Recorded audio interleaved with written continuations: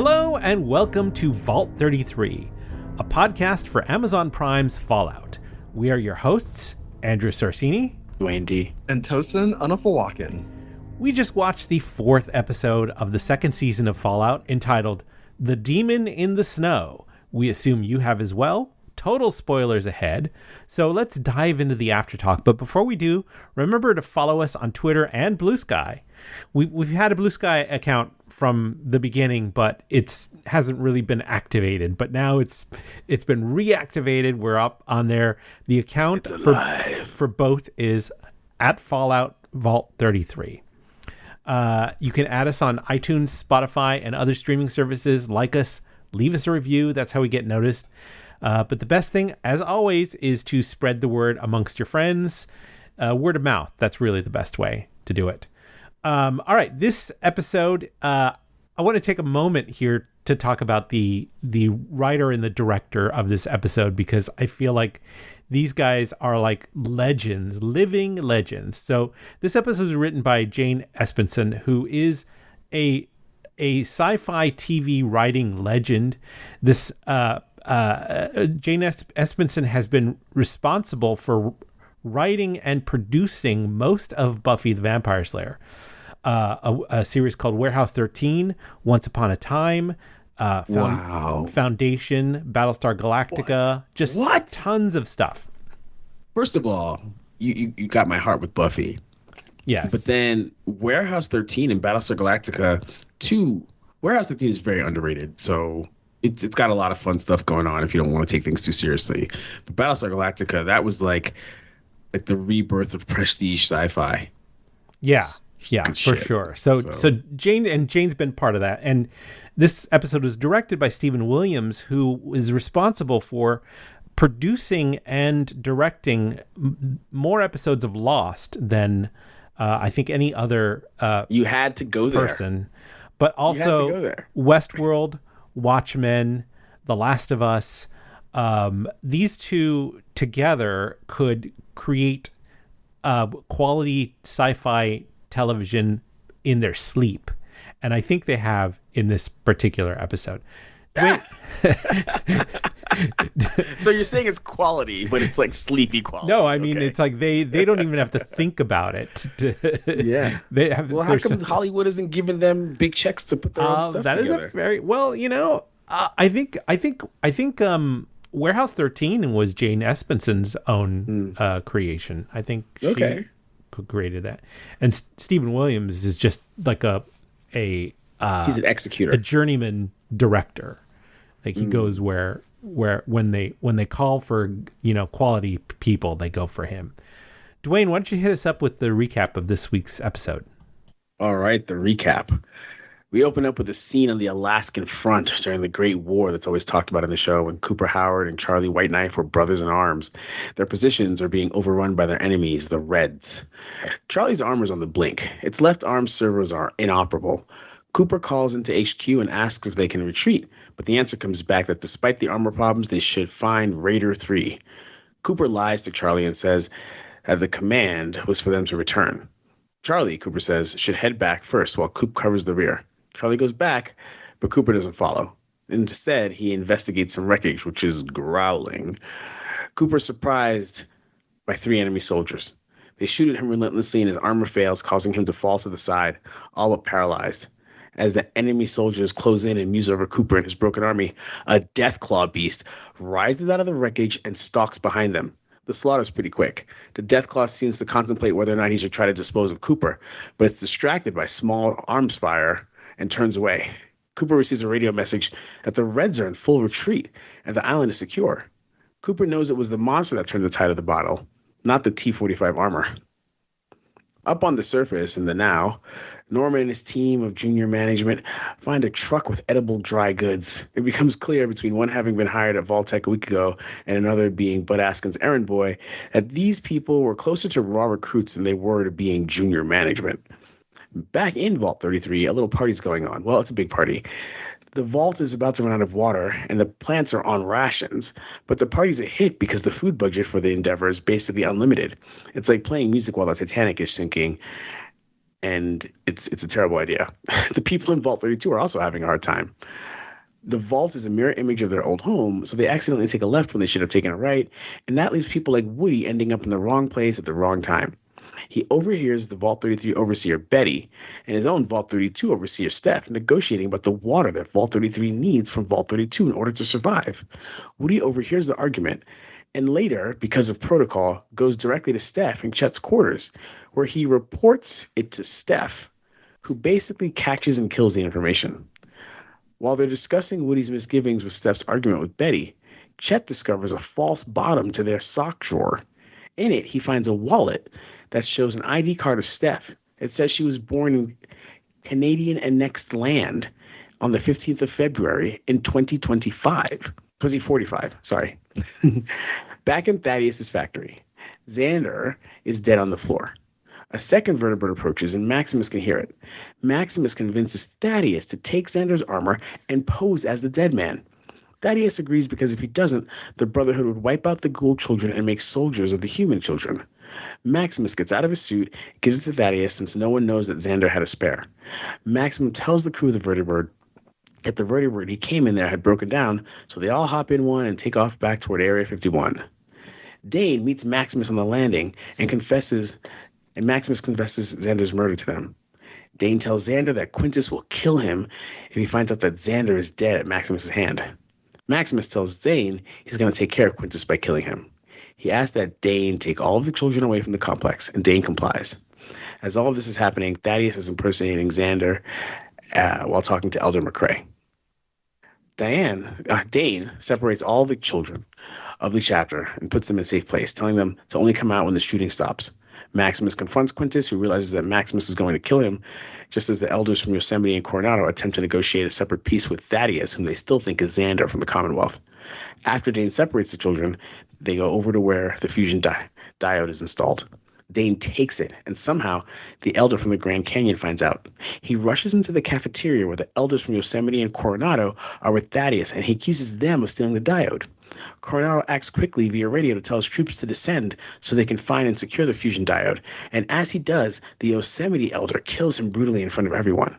Chaos ensues as people all over the cafeteria from different chapters of the Brotherhood of Steel start shooting one another, as Thaddeus, still in his powered armor suit and pretending to be Xander, decides to leave. Maximus and Quintus confront one another, and that ends in a gun battle, the old man feeling remorse for the mercy he showed Maximus by taking him into the Brotherhood. Maximus escapes Quintus's gunfire and locks the old man in his chamber. He's immediately confronted by Dane, who gives him the fusion diode and tells him to get it as far away from Area 51 as possible. When he asks where Dane will go, Dane tells him that they're survivors and that they will survive. Thaddeus and Maximus escape into the desert around Area 51 as the airships above Area 51 from the various chapters of the Brotherhood of Steel are firing upon one another and destroy each other. Meanwhile, Lucy wakes up in the camp of the remnant New California Republic with an IV in her arm. The medicine they gave her has healed her. She stocks up on weapons and ammo and leaves with the ghoul in search of her father. Turns out that the way she was fixed after her crucifixion ordeal was with addictive drugs. She ponders going cold turkey, but takes the ghoul up on his offer for more drugs in order to get through the pain. They reach Las Vegas, and rather than take it the safe way around, Lucy's drug-induced impatience causes her to try and march right up to the front door. And the ghoul's all about it. As they approach the entrance, they're confronted with a small horde of feral ghouls dressed up like young Elvis. Lucy dispatches them with small arms fire and seems to enjoy it. When she asks for cigarettes, the ghoul tells her that she's entitled to one addiction at a time. Lucy and the ghoul enter Vegas and find themselves in the lair of a giant beast that looks like a minotaur. It's another Deathclaw, just like the one that killed the Red Army in front of Cooper when his suit was malfunctioning during the war. So basically, Maximus and Thaddeus are on the run. Chet knows his lover is not who she says she is, and the ghoul and Lucy are about to face off against a Deathclaw beast whom the ghoul has never before had to beat. And that was the episode. Yeah. Wow, that was a lot. It was a lot. Yeah, it's a big plot dump this week, but I think they're. I'll just give you my overall impressions. Quickly, and I think it was a huge plot dump, which was fine because you need it at this point in the season, right? Only 80 episodes. It's 4 episodes in, and I think they wanted to sort of move away from the sort of Brotherhood of Steel, Game of Thrones intrigue piece and get Maximus and Thaddeus back on the road the way they were in season 1, which really works for everybody. Dane is going to go their own way so that you know that they're going to be around because we all love that character. And it really is kind of about kind of setting things right. So now, Lucy and the Ghoul are walking like they did before. Thaddeus and Maximus are doing their thing, and Chet, who the plot kind of thickens with Chet. What's new is Norman and the junior management, and I'm interested in seeing where that goes. But they didn't really have time to hang out with the whole intrigue going on with the Brotherhood of Steel. If they want to explore Norman, if they want to kind of get these characters back in session, so I feel like this was a good move for them, and I'm excited to see what happens next. Yeah, it's funny that you mentioned that because in the episode there was a part where the Ghoul is like, we shouldn't go this way. We should, go around, meet up with the other people. The typical sort of video game. Let's buff up. Let's go through other paths. Let's, go through side quests. And Lucy's like, no, let's go direct, which is essentially what this episode tended to do. It's just crazy direct. Yeah, let's not. Last episode we went around to various facets and learned who they all are. This episode we're just going straight to the point. No side quest this time. Yeah, and from that perspective, I think from a enjoyment, it was fun to watch. I personally didn't see as much depth as we've seen in other episodes. Yes, but still, I was entertained. So same. Absolutely. Yeah, I agree. Yeah, I feel like we. Last episode, we got that story at the veterans meeting about the conflict that Charlie White Knife and Cooper went through, and I thought we were just gonna get that as an anecdote. I didn't think we were gonna actually see, that as a flashback, as a full fleshed out flashback. So I was really surprised and happy about that. And as always, that's something Lost would never do. Lost would be like, here's a flashback, and then kill the people the next moment. And in this case, like, here's a flashback, and we're going to tell you materially how it connects to the story you're about to see. I'm not trying to totally hate on Lost, but I'm just saying that was a peeve I had with Lost as we were talking about it in the beginning. I take umbrage with your mischaracterization of Lost, but we'll save that for a separate episode. Maybe we'll sure. We need to have a Lost debate one episode. Yeah, totally. But I do like the fact that we get fleshed out world building of what's going on outside of the contiguous 48 states with Alaska, and then this little hint about the annexation of Canada, so that was interesting too. So I liked a little bit of all of that going on. I think it's a nice again, for me, the joy in this show is seeing this the world building fleshed out and made real. Yeah, they do a lot to kind of give you the world building without overwhelming you with it. And I think that's pretty powerful. But we'll get into that a little bit in salient points. Yeah, so let's dive into that. Tosin, you want to talk about the title, The Demon in the Snow? Yeah, so from, just hearing the title generally, you could see it very sort of literal, right? Yeah. You have this demon and potentially, I don't know if you'd necessarily describe it as snow because it's kind of a broken wasteland, but I think there's other potential demons in this episode. For one, Lucy kind of behaves like a demon when she's on quote unquote snow, some sort of drug addiction. We've got Ronnie, who is part of the resident of Vault 31, who, the assistant who knows a bunch of internal information and who knows what his motives are. Similarly, we have Steph as well, who we learned is Canadian, and we're unsure her motives. So I think several... You just can't trust those Canadians. They act nice, but... several, I guess, demons in the waiting, or who knows if they are demons or angels, I guess, bunnies.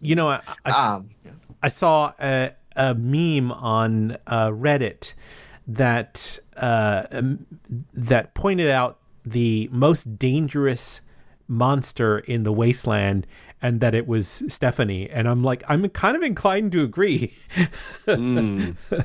I think it was Bud Askins for a minute there, but Stephanie might be what remains. And I heard that rub about bunnies, dude. Don't give me nightmares like that. Did you ever read the book? Was it Bunnicula, the vampire bunny? Yes, I read that when I was a child, and I was never the same. I'm not even joking. Maybe that's the source of all of your phobias. Well, speaking of Buffy, Anya understands me. Tosin, please go on. Yeah, so another salient point to me is that within this world, we see all the promises of technology, but they're all they often are broken promises, right? Broken promises of technological advancement. We see in the battle early on with the with the communists, potential communists, or at least we're led to believe. They are commenting on like, hey, you're being put into this device and it will, and I think the quote was, the generals will be making us wear these too before long, rock the sphere and so on. And when our commanding officers tell us to put these on, we'll say the exact same thing this poor guy did. So just knowing that as advancement comes, like it's inevitable. It's inevitable, but it's also problematic because it's just not thought through as well, and it's forced upon them. And even when things are broken and not going well, they're still forced to continue to go through with it. Similar with the mind control device, right? Yep, absolutely. I think that's a great point. The whole show is full of these technological promises, right? It's like consumerism. You can buy anything to solve any problem, but it's not really solving the problems, right? We got a problem of, destabilized planet and like possibly nuclear war. Well, you can buy a spot in a vault. That doesn't solve the destruction of the planet problem. That's like fundamental to the whole thing. It's like this, like we're going to sell this powered armor suit and we know it doesn't work, but we can sell it. And I feel like that's another take on our contemporary situation where you've got people saying, I'm going to sell 100 million robots by 2029, and the robot factory isn't even created. The actual supply of chips to power the robot aren't even there, right? Even the fabrication devices to create the chips are not even there.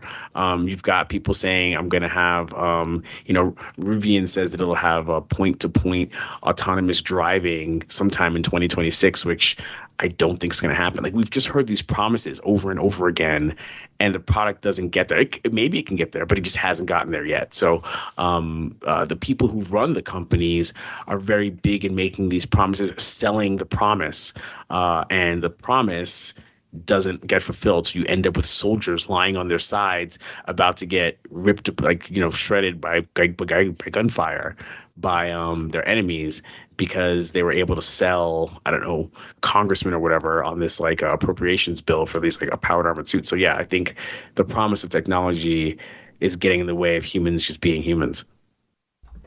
Yeah, I just wanted to mention about this also the exact quote when the Chinese commander says, when our commanding officers tell us to put these things on, we'll say the exact same thing this poor guy did. Okie dokie. And she says okie dokie in English, as I feel like it's serving two purposes here. It's a reluctant admission that they will have to comply, just like the Americans did. And in a way, it's kind of a jab at the American gung-ho pride and blind optimism of, our the faith that everything will be all right. Yes, okie dokie. Our absolute like gung-ho attitude of going in and saying okie dokie before we've even really considered the gravitas of the situation. Right. I just want to hop in quickly and just it occurs to me that a number of younger viewers may not know who or what the Reds are, right? In fact, today when we talk about these people, we might call them pinkos or whatever. But reds are a generic term for communists or commies. It was used in the middle 20th century during the Cold War. And the flag of the communist superstate, the Soviet Union, which is now the Russian Federation, was red, right? The flag of the People's Republic of China is red, right? And those were the two gigantic states that involved, that were like run by, outspoken communist power, which was antithetical to the sort of like capitalist voter-based systems that showed up in Europe after the Second World War and the United States after the Second World War. And red often represents the blood of the people and their sacrifice. And it was a global sign of the fight against aristocracy, which the 20th century was the end of aristocracy. Aristocracy ruled things and existed pretty much until the early part of the 1900s, and we're only 100 years out of that. So that's one of the reasons why communism and the Reds got all that power and why they were doing what they were doing and why it was a threat to countries like the United States, right? And what's interesting is that despite getting rid of aristocracy, which is sort of like power without authority from the people, these characters, these soldiers are like, when they give them to us, we're just going to say okie dokie and comply anyway. So there's always a boss, right? And to me, that was interesting. For folks who are not familiar with the Fallout game, the Deathclaw was a genetically engineered creature and has appeared in all of the games. So we see several different nods and touches to the games, the Deathclaw being one of them. Yeah, I like the idea that the Deathclaw was there because the Deathclaw represents... So far, during the several episodes of the show that we've seen from season 1 to now, the main antagonist of everybody was another human. The Deathclaw is not a human, but it kind of represents a baddie that someone had to make, someone had to create, kind of like in Jurassic Park or whatever. And that means that this baddie is something that they all have to fight. The Reds have to fight him. The Americans have to fight him. The ghouls have to fight him. The Vaulters have to fight him, right? So everyone's got to fight the Deathclaw. The Deathclaw doesn't care who you are. It's a Deathclaw, right? And I think that's kind of an interesting way of looking at it, to the point where like the ghoul who's been around for these hundreds of years is like, oh shit, we got to fight a Deathclaw, even though he's lived for a long time. Coming from a perspective of not really knowing anything about the game itself or the creatures in the game, I think it's just interesting that that we see in this prologue that the Deathclaw is not a weapon of the Chinese. They're not working. It's not working for the other side. They were just as shocked as Cooper was. Yeah, force of nature. Yeah. Also, it was like that use of the Deathclaw in the cold open was effectively like Chekhov's Deathclaw. Right. What's Chekhov's gun, Andy? Chekhov's gun comes from Anton Chekhov, who was a playwright who had. I can't remember if he said it or if it was observed about one of his plays where like the presence of a loaded gun in the first act ensures that gun is going to go off at some point in the third act. You're right. And so we see that Deathclaw in the very beginning of the show, and then we understand how deadly it is, how scary it is.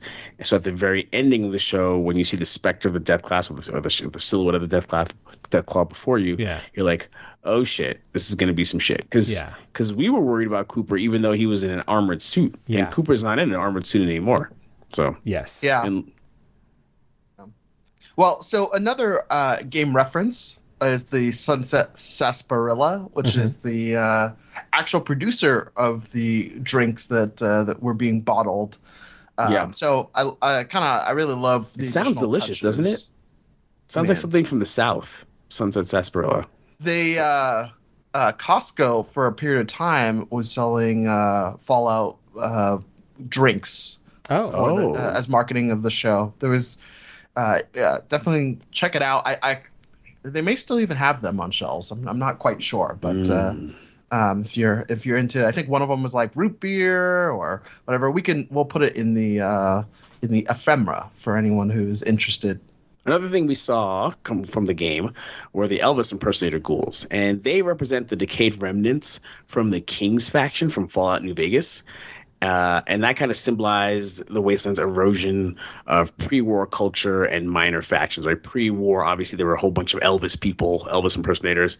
The background of the faction is that the Kings are a street gang, and the Freeside slums who adopted Elvis Presley personas from the King's School of Impersonation. So they were idolizing his style, his mannerisms.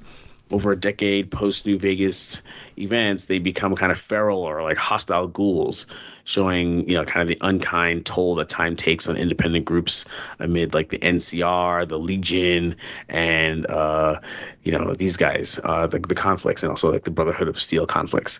So it's just a nod to the New Vegas game. Yeah, and it also we'll get into it later. Talk about Lucy's changes. Like we don't have to get into the details now, but clearly there have been some changes over the course of the season. They've used these 4 episodes to sort of like build up one aspect of her personality and very much break it down post crucifixion, which kind of reflects a certain character that we all know and sometimes loved from the Bible. Yeah, very interesting. Another thing that came up in this episode is when Lucy is having conversations with the New California Republic, and she kind of has this conflict of emotions and can't really answer if she loves or hates her dad, right? Yeah. Well, I think she's, especially when asked about it by someone by an outside person, someone who doesn't know, she's conflicted because yes, this is the person that you should love, but also they've done so many heinous things that, and she has to answer for them. Yeah, right, totally. And I think ultimately she ends up siding on justice as her like leading framework. That justice is the way to go. And I wonder, as we kind of follow that through line for her character, but also the others in this world, like if they will also, like what side of the spectrum they will fall on, right? We typically see the ghoul on the hate side, but he has shown that he will do the right thing at points. So how... And we know that he loved, like he was a loving, well-meaning person in the past. Yeah, exactly. So... curious where that ultimately will end up. Totally, yeah. Another thing about that NCR scene, the New California Republic scene, where they try to recruit Lucy, it kind of felt like, I don't know about you guys, going back to the game, it felt like they were NPCs, right? It felt like they weren't like obviously there's some character development there. Yeah. They've done all this work, but like, hey, do you want to join us? And she's like, no, I got to keep on moving. But like, when you're kind of like running around and there's a little lull in the action and you run into these people that are like some sort of ally that you'd never heard of, and they've got, they're healing you. They've got food. They've got new weapons for you. I mean, they just loaded her up. And when she left there, she was drugged up, which is, obviously not what you want, but, she was armed to the teeth. She had a full belly. And she had the drug she needed, and it's still there. These characters are oblivious to the fact that they're all that's left of the New California Republic. So I thought that was a great way to like kind of like have a nod to the game without being explicit about it with some of the other sort of things like the Elvis guys. Sort of like a checkpoint, that NCR station. Yes, it was like a checkpoint. It's if she dies, she goes right back there. Right. One thing I noticed, and I don't know that this needs to go into the big picture, because they're not quite the hugest character yet, but I felt like Dane is the emotional anchor of Maximus. Yeah. So, when Dane takes the filament and she gives it to Maximus, they give it to Maximus, they're basically just saying, I know you're capable of doing the right thing. I had some doubts about you in the beginning of the season, but I know, and with all that's going on, and now that you're the sword of whatever, but the fact that you want to betray Quintus and take care of the kids, the kids who are like us, the reject kids, the kids who no one really cares about, I know you're the right person, so I'm going to go and I'm going to survive. You go and do what you need to do. Take the filament, and hopefully fate will bring us back together, but we have to take out what's going on in Area 51 because this isn't going to help anyone. And I think that happens the reason why Dane gets there is because Maximus tells Dane that he thinks the Brotherhood is it's a route to make the world better. It's not a good thing, the Brotherhood, but if he can have enough sway, he can use its power to make the world better. But the whole Civil War and the pettiness between the factions, the various chapters, has shown him that it's not to be, that the Brotherhood is not a thing that can actually save this the paradigm that they're stuck in.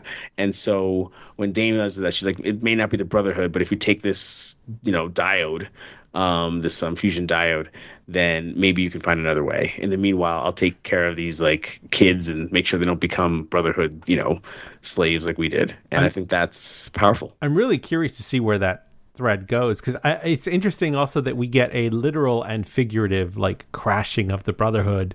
At least that faction of the Brotherhood. Yeah, those few factions of the Brotherhood fall apart. I mean, there is a chance we never see Dane again. It's a 3-season kind of run, right? And Dane's they're a good character, but if they want to wrap things up, it might be that Dane's just out there and it's left off screen to what happens, or maybe they show up in season 3, and just when Maximus needs help. In swing a whole bunch of grown-up kids and Dane to save the day, right?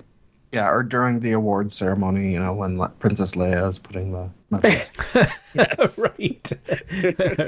After everything is said and done. In that scene where Lucy's at the NCR camp, so they've got her on the drip feed of Buff Out, which I had to look up again because while I have played some games of Fallout, I haven't played them all the way through, and I wasn't aware. But Buff Out is a highly advanced steroids that increase strength, reflexes, and endurance, but also highly addictive. And that tracks. Yeah. And we get that in the context of being addicted to it. But also, I think it's funny. She shows up with those Elvis guys. She's like super powerful for that moment, right? Yes. And I think, that also, that first of all, it lends to that feeling of it being based on a video game, because it's kind of like the video game health kit. And yeah. I mean, she also gets she opens up the weapon crates, right? Yes, right. Exactly. The video game as well too. Yeah. So. And I like how later on she rationalizes her drug addiction, which is very falls right in line with a true addict. Rationalizing how we've learned that the drug addicts manage to rationalize their addictions. Yeah, she says, I'm doing this for the greater good. Essentially, I'll do one more hit of Buff Out for the greater good. It's just for now. It's just for now. Yes, and I think I felt like Ella Purnell played it very well. I think. Oh yeah. Yeah. Speaking of, she's great. In that scene with the NCR, when they talk about Shady Sands, when they say there was the one outpost of humanity and some asshole destroyed it, you could see Ella Purnell. You could see her gears turning as she briefly considers mentioning her connection to the destruction, and then wisely thinks better of it at the last minute. I appreciate that's really something that should go into the technical aspects, but I just wanted to mention it here.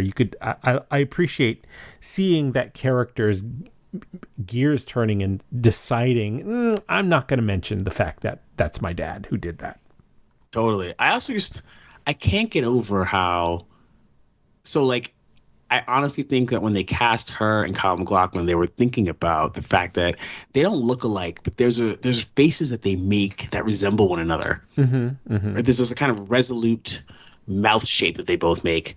And so because I keep on seeing the guy playing her dad in that expression she makes, it makes it, what's the word you like to use? Verisimilitude. It makes it feel that much more real. Mm-hmm. So I don't know, small thing, but again, technical, but yeah, I thought I'd bring it up. Yeah. Continuing on the Lucy train, it's also interesting to see how her mind thinks and how she justifies what she does because fighting the cohort of Elvis ghouls because quote, they're just ghouls, right? she needs some way of justifying whatever her actions may be in this world, because she always has seen herself as been someone who is, pure and innocent and will only do the most outstanding ethical thing. Well, but maybe she not takes innocent. pleasure here, right? Maybe not innocent. I think she does a good job of making sure we know she's not innocent, but she feels like she's the one who's righteous and doing the right thing, right? She's got the right intention kind of thing, So I feel like that's because she's always like, I've had sex with my cousin, which is like the opposite of innocent, right? Or maybe it's very innocent. I don't know. But I just feel like she tries not to be, she's pure. I give you pureness. But I feel like innocence is not what she's going for as much as she's going for, I'm justified in my actions because I'm trying to do it, again, for the greater good in a way, right? That's fair. But I feel like she's going to, or at least my hope is that this series is going to challenge her. Challenge her like we haven't seen in the first season, right? Totally, yeah, I completely agree. I think it's interesting in this episode that the character of Claudia, the Vaulty, has only worked at Vault-Tec for a week, but already recruited as one of Bud's buds, which leads me to question, how stringent were Bud's standards in the first place? Well, that's what it became. That's one of the things that was so explicit that I had to mention it in the recap, that it's clear that the term junior management is used relatively loosely, and I want to get into that a little bit when we get to the big picture, but I completely agree with you. Also, it's interesting to note that Elder Maxon, the founder of the Brotherhood, is still alive in the world of this show, because I can't remember who said, put in a good word for Elder Maxon for me. It was one of the other elders, one of the other. Well, was that when she killed the dude though? No, I don't think so. Okay. All right. I missed that. And Tosin has the script though, so he can update us. Yeah, no, I mean, I think that might have been Steph. If it was the woman who said that, but no, it wasn't Elder Steph. McRae? It was one of the elders, not the elders. I can't remember what they're called. Also interesting that Woody in the Vault 33, he can only act to the letter of the law because of the way he's been raised. The way he's been indoctrinated into Vault society. He understands that if there is a infraction of the law, that needs to be reported to the overseer. And so in this case, where he witnessed an infraction by Stephanie, the overseer, he can only think to report that to Stephanie. He doesn't understand the concept of who watches the watchman, of basically the fact that this is why she's the most dangerous predator in the wasteland. Yes, she's for sure. She's judge and jury and maybe even executioner in this situation. And Woody has been trained for obedience, which is why he thought he could be overseer. But it takes some soft skills that Woody doesn't have, understanding that if you got a problem with Stephanie, you can't go to Stephanie. If you got a problem with Stephanie, you probably have to tell some other people, and you have to get a group together that can then go to Stephanie and be like, look, we're going to usurp you, or you need to change your behavior or whatever. Right. The Vaulties, they need Congress. Exactly. The Vaulties don't have a concept of checks and balances yet. Right. And corporate culture doesn't like checks and balances. If you want investors to pop into your company and do a thing, if you're more than 3 people, they don't want to have to deal with your different personalities. They want to deal with one person, So that's not how corporate culture works. And Vault-Tec is a prototypical corporation. Yeah. Just to add a little bit more to the prior point, it was Elder McRae. Specifically, she said, Yosemite chapter will do it for nothing. All we hope is that Elder Maxon will remember us better in the future. That's what it is. Right. So Elder McRae, So she was basically telling what she thought, who was Xander, the representative from the Commonwealth, that founding elder was going to hear good things. And so, thinking about her, So they're still alive? But that doesn't necessarily mean that he's alive, right? If you think of it as, if they're religious and they're, right? But she's not religious, so it kind of lends right.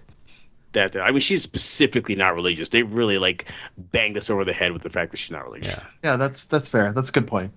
It's time to get into the big picture, which is our examination of the broader themes of this episode as it relates to the season and the series as a whole.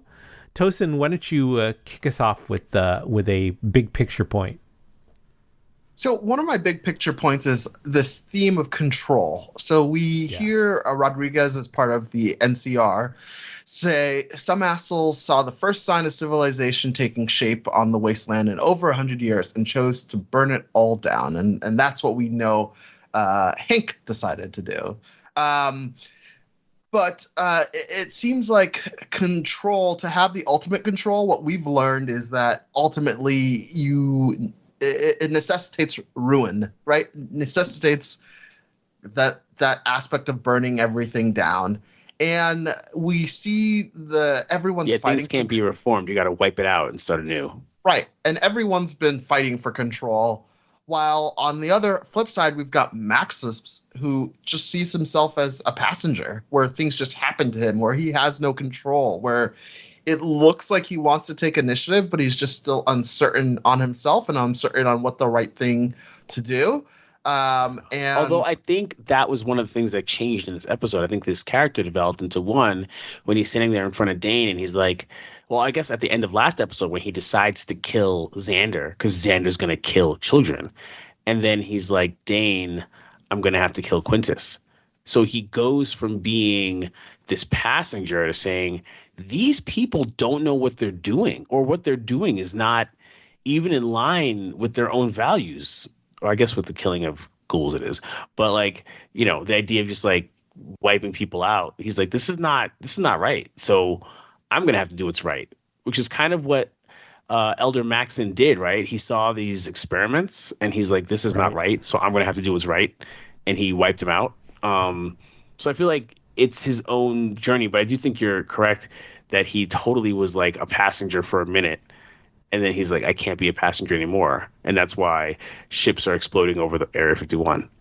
Yeah, I mean, I think that makes sense. But even then he controls whether he contemplates whether or not he should kill Quintus, and goes back and tells Quintus that like, hey, I'm not sure about anything anymore. So I don't know. I think Quintus one last try, and that wasn't the move. Yeah, I think he'll be forced into having to take more control and having to become, you know, the leader that he previously had become at the end of last season, and the strength that he seemed to display, which has shattered a little bit around him. I'm a little sad Quintus was left alive. He's like Quaritch in the Avatar trilogy, which you have not seen all of, but it's kind of the same deal where you've got this one sort of imposing antagonist who has plot armor essentially, and that's what keeps him alive. 9 lives. Yeah. But Maximus is shaping up to be a reluctant leader who is driven by moral destiny in the same way that Brother Maxon was, according to the legend of Brother Maxon. Yeah, that's true. That's true. I feel like I like this idea that this control necessitates ruin, because, you know, Norm has to ruin the plan. Like, he kills Bud Askin, then he has to ruin the plan of the corporation in order to take control of the situation and get all these youngsters out there, right? These so-called junior management people out there, and save his own life. And then Control has, you know, with Ruin, you look at Vault 32 run by Steph, and she's ready to let Vault 33 die. Right. To take control, right? It's unclear if she just wants more leverage or if she just really is fine with letting them die. And she's like, we can just repopulate them in like 20 years. That kind of thing. So it's really crazy to think. What's interesting about that is that I feel like maybe we're about to see, because we know from season 1 that Vault 33, Vault 32. I'm trying to keep my vaults in line. 32 is the one that had the insurrection. Yeah, Vault 32 had an insurrection in the past, and it was a civil war that basically eradicated led to ruin. They wanted the power, and they led to ruin. And Steph is setting 33 up for that again. I mean, she might be setting 32 up for that again. She might be setting herself up. Yeah, it's true. Because Chet found out that she's born in 2045. That's true. We didn't even get into that, Jamie. 2045. So that really changes the timeline here. If she was born in 2045, that means all the technology we saw was the technology of the 2040s, and there was some sort of retro movement in tech. Yeah. No, it's but Fallout exists in a world where where technology has kind of been both stunted and advanced in a way, so that the aesthetic of the atomic age persisted. Right. So one of the things I wanted to bring up was when Lucy is walking away from the NCR, from joining the NCR, she says to Cooper, "All I saw in there was more matching jackets." So, and this coming from someone who has a history of being raised in a faction place with matching jackets. Yeah. So everyone's conforming. Yeah, exactly. So she's beginning to recognize the futility of alignment with factions, of aligning with factions.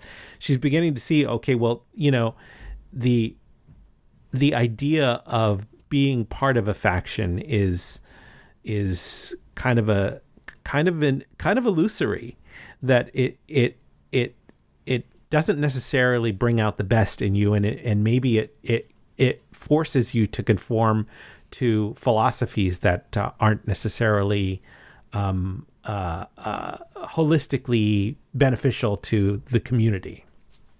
Right, and this actually ties into this quote from Ralph Waldo Emerson, who was he's a fundamental change maker in sort of the concept of Americanness. He didn't mean to be, but he's part of a movement called Transcendentalism. And Emerson writes, "Whoso would be a man must be a nonconformist." Now, the word man could be a person, whatever. But the idea is to be like a true person, a full person, you can't simply conform. And when we look at Woody, who's like conforming to everything he's ever been taught and like just like going with the motions, not thinking critically. And then we see Lucy, who's like, I now have to think critically. I now have to make choices that are not about bringing everybody together under one banner just because it's a banner, but instead my goal is to bring justice to my father, not for him, but to him. And that's going to mean making this omelet of justice is going to mean breaking some eggs. But so she's like, I can't conform anymore. Woody's conforming. And Maximus, who was a conformist, he was just trying to follow the rules. Right. And he's like, we're going to set this place on fire. They helped him. Yeah. And now they're running through the desert again just to get away from it all. So I feel like that's part of this situation, this idea of non-conformity. Yeah, and it also is really this sort of cult phenomenon, right? That we saw in we saw in the last episodes with the Romans, and it always leads to strife. Typically internal strife, right? Even Elder McRae, in that conversation that she was having in the sort of lunchroom, said, "Hey, we're ready for war," right? As that kind of direct initiation of what we've seen before. And we know that from Quintus, right? His definition of what he calls order is cruel and necessary to rebuild civilization. So that whole ruin that we talked about is like all these leaders have that same perspective, similar to another character or villain, perhaps, that we know, Hank, right? Same sort of ideology. He's got to ruin everything so he can control it, even if that means that he's controlling a wasteland. Exactly. So I think whoever ends up on top, there's a big question of if there is going to be a civilization for them to control. Yeah. And that's why Quintus was so upset with Maximus. He's like, why don't we just kill this guy? He's like, no, I got to control the situation. I can't have you just killing people. And then when Maximus does confess that he killed him, Maximus is like, I don't choose to do the things that I have to do. They just kind of keep on happening. And Quintus is like, my son, tell me what happened. And he's like, I killed Xander because he was going to kill some kids. They were ghouls. And Quintus is on board up to when, like, up through Xander killing kids. Mm-hmm. But the minute that they were ghouls, he like does this thing where he's like, oh no, this guy isn't with us. And he like, old mans himself over to the corner where he can pull out a gun and start shooting. Yeah. And it's just this idea of this cult phenomenon where like, we're a cult. We have, obviously there's going to be some disagreements, but fundamentally we kill ghouls, even if they're children, because we're not about that. Like, you can't be a cult that has distinctions when it comes to the hard rules, right? Like, right. If you believe in that, Jesus saves and everyone has to be like, everything that you do that's bad, Jesus can like forgive you for, that kind of thing. So I feel like that's one of the big issues that's happened there, and that cult mentality is where Quintus is like, I just got to kill you now because you broke the fundamental of the cult rules. Now, speaking of rules, fundamentals, and religion, Lucy basically broke the golden rule when she killed all of the Elvises that she could, right? Mm-hmm. And it kind of makes sense religiously because she was just crucified. She was put on the cross for possibly days. Uh-huh. And she was saved by a ghost. The Holy Ghost? No, it was Cooper. Yeah. He's not so, I guess he's holy. His jacket's holy. But she's saved by this holy jacketed ghost. And just like how Jesus became a very different entity after he was crucified and buried, she became a different entity. She's reborn as a creature of the wasteland. Now, when I say that, she's not a ghoul. Uh-huh. She's not whatever. But she's a person who understands the realities of the wasteland in a way she didn't before, which is why she looks at those ghouls. And on some level, I'm seeing her kill the ghouls. And I wasn't really mad at her because what good are those ghouls going to do to anybody who walks by them? They're just going to like eat them. Yeah. So she's taking them out. But the previous version of Lucy would never have done that. She would have shot them in the leg or some nonsense like that, right? Yeah. But she's also hopped up on drugs. She's hopped on, but it's also, that's part of a religious experience for many people, right? Whether it's sort of like marijuana or peace pipe, peyote, acid, or, if you go to like a vibration marijuana, you talk about the Rastas and so on. Like, the drug thing is tied to a religious experience. And so she's experiencing all of that, and she's in an altered state of mind where she can make a choice that will obviously affect the way she lived. But at the same time, it just goes to show that the drug is a metaphor or maybe a catalyst for her change. Dwayne, that was pretty interesting. You're blowing my mind with the comparisons to Christian mythology. I can't say that I entirely agree or I'm on board, but I love the I love the audacity of making those connections. I think that they may not have tried to, they didn't lay it on thick, but if you're looking at it from the lens of what especially when you hear, American Christians talk about it, I guess I see all these like parallels there. But yeah, that's definitely a thing. But I mean, and back to religion, everyone has acolytes. There's a cult mentality. Bud Askins had all these acolytes. Yeah. The junior managers, they were not the best and brightest. Like we know that they're not complete dummies. They did figure out how to get out of there. But these are people who they basically convinced to go to sleep for the chance of running a vault sometime, and possibly, what's the name of the fancy day, Restoration Day or whatever it is when they go up to the earth again. That's totally religious, right? If you look at Mormon mythology, there's definitely this idea that like if you live your life right, you will eventually control your own world. Right. And so that's kind of like tied into that version of Christianity, if you consider Mormonism Christianity, which Mormons do. So, there's that's important. But this idea that they're all going to like kind of wake up and have a new life as a leader of a group of people and live out their life, on top is part of what drives acolytes to kind of behave the way they do, to follow the people they do, because this is meaning. If I do this now, I'll get this reward later. And that's clearly what was happening with all these Bud Askins people. And Norman is bursting their bubble. Right. Because, like, you get to eat out of this truck of like Twinkies or whatever it is. Now I'm gonna tell you this is Bud's plan the whole time. Yeah, and they just have to believe it, and it's like I'm embarrassed for them. Sort of like in this case, I'm not embarrassed for Mormons. I want to make that clear. Mormons, you're great. But when it comes to these people who've been told this lie in order to be manipulated to do tasks for people like Bud Askins and not Norman, I'm sad for them. Yeah. It's sort of like maybe Bud was the Old Testament and Norm is the New Testament. Like saying, no, we need to. All right, Andrew. the kingdom of heaven is on earth now. Yeah, there you go. Okay, roll with it. I like it. Also, that concludes my religious layout of this episode of what I'm seeing. I didn't know whether to put this in big picture or unanswered question, but it's interesting that in this episode we see the card in Stephanie's sock drawer that says that basically Canada was annexed by the United States. Like I don't really have any I don't really have anything to Why did add they show to us that. that? It's just an interesting detail. Yeah, I think it's a great detail. The fact that she kept the card is also interesting. Yeah, because she could have burned it. Right. And who needs to know that? But I guess she wants a secret reminder of her previous life.